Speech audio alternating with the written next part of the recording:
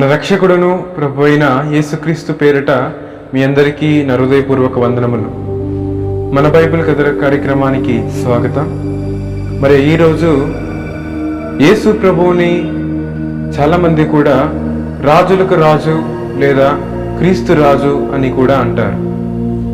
మరి యేసయ్యని రాజులకు రాజు అని క్రీస్తు రాజు అని ఎలా వర్ణించగలుగుతాము అనేది మనం ఈరోజు తెలుసుకోబోతున్నాం.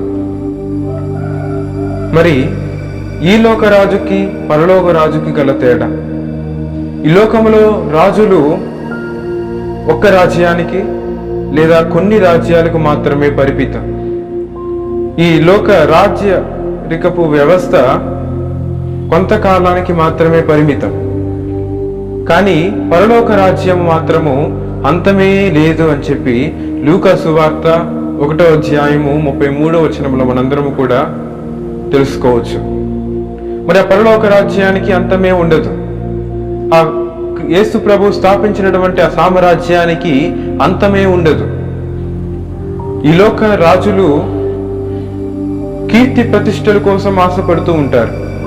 ఈ లోక రాజులు మరి ధనాన్ని లేదా మరి ప్రజల ప్రాణాన్ని కూడా కొంతమంది రాజులు ఆశపడుతూ ఉంటారు. కానీ మన రాజు మాత్రం, ఆ యేసయ్య మాత్రము మన హృదయాన్ని ఆశపడుతూ ఉంటారు. మరి మన కోసం ఆశపడుతూ మనం ఎప్పుడు కూడా మరి సంతోషంగా జీవించడానికి, ఆనందంగా జీవించడానికి, ఏ కల్ముషము లేకుండా, ఏ పాపము కూడా లేకుండా మనము జీవించడానికి ఆ యేసయ్య మాత్రం ఆశపడుతూ ఉంటారు. ఈ లోకంలో రాజు ఎక్కడ కూర్చుంటారు అంటే బంగారపు సింహాసనం మీద కూర్చుంటారు. చక్కగా మంచి వస్త్రాలు ధరించి, బంగారు వస్త్రాలను ధరించి, బంగారపు కిరీటాన్ని ధరించి మరి ఈ లోక రాజ్యాన్ని పరిపాలిస్తూ ఉంటారు. కానీ మన రాజు మాత్రం ఎంతో మరి పెద్ద పెద్ద భవనాల్లో ఉండేటటువంటి ఆ వ్యక్తి, ఆ రాజు మరి ఎంతో మంది ప్రజల దగ్గర జన్మించి ఉండాల్సినటువంటి ఆ రాజు, మరి పెద్ద పెద్ద భవనంలో జన్మించి ఉండాల్సింది ఆ రాజు ఒక పశువుల కొట్టంలో జన్మించి ఉన్నారు. ఒక పశువుల పాకలో జన్మించి ఉన్నారు. ఒక మూగ జంతువుల మధ్యలో మన రాజు జన్మించి ఉన్నాడు. మరి అలానే మరి ఈ లోకరాజు బంగారపు సింహాసనం మీద కూర్చుంటే మన రాజు మాత్రం, ఈ లోకాన్ని రక్షించడానికి వచ్చినటువంటి ఆ రాజు మాత్రము ఒక గడ్డి దగ్గర మరి పొత్తుగుడ్డల్లో మరి చుట్టబడి మరి పొనుకొని ఉన్నారు. మరి అక్కడ జన్మించి ఉన్నారు. ఈ లోకంలో రాజులు శాసిస్తూ ఉంటారు. మరి ఆ రాజుకు ఎదురు తిరిగినటువంటి వాళ్ళని శిరచ్ఛేదనం చేస్తూ ఉంటారు, చంపివేస్తూ ఉంటారు. కానీ ఈ లోకానికి వచ్చినటువంటి రాజు మాత్రం, మన లోకానికి వచ్చినటువంటి రాజు మాత్రము అతనిని హేళన చేసినటువంటి వారిని కూడా, అతనికి శిక్ష విధించి చంపినటువంటి వాళ్ళని కూడా క్షమిస్తూ ఉంటున్నాడు. వాళ్ళ కోసం ప్రార్థన చేస్తూ ఉంటున్నారు.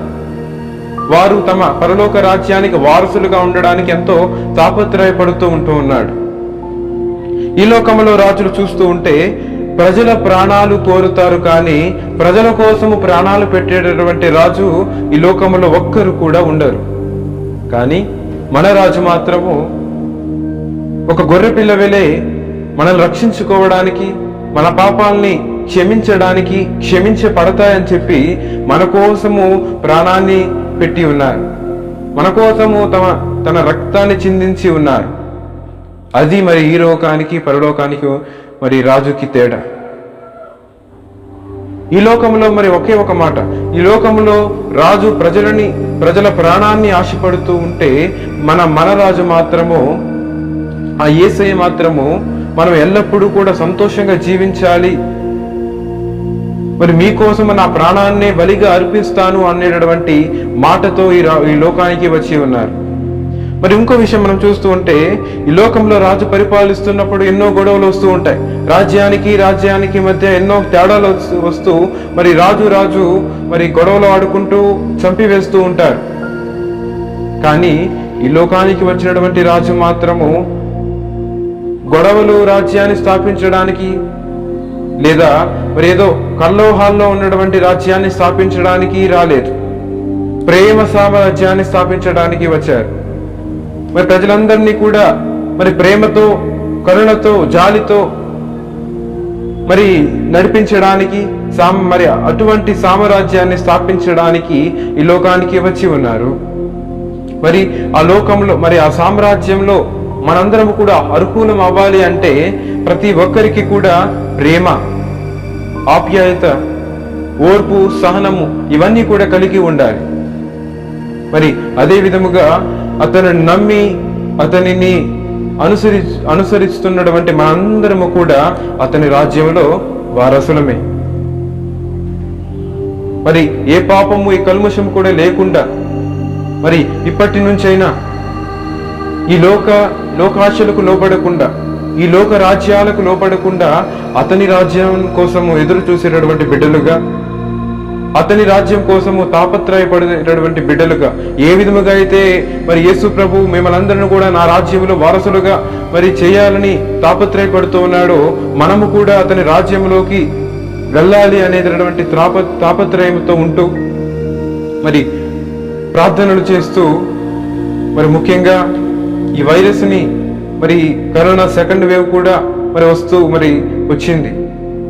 మరి దీనికోసం కూడా ప్రార్థన చేస్తూ మరి ఎన్నో దేవాలయాలు మూతపడిపోయి ఉన్నాయి. మరి మరొకసారి లాక్డౌన్ పెడుతూ ఆంక్షలు తీసుకుంటూ ఉన్నారు. మరి ఇప్పటికైనా మనందరం కూడా కళ్ళు తెరిచి, ప్రభువా, పరలోక రాజ్యానికి ఆశపడేటటువంటి బిడ్డలుగా, నీ రాజ్యానికి ఆశపడేటటువంటి బిడ్డలుగా మమ్మల్ని మార్చండి, పరిశుద్ధ జీవితాన్ని జీవించేటటువంటి శక్తిని, బలాన్ని మాకు దయచేయండి ప్రభువా అని ఆ దేవునికి ప్రార్థన చేస్తూ, మరి Srikanth Kotturu YouTube channel subscribe చేసి మరి ప్రతి ఒక్కరు కూడా షేర్ చేయవలసిందిగా కోరుచున్నాను. వందనాలు.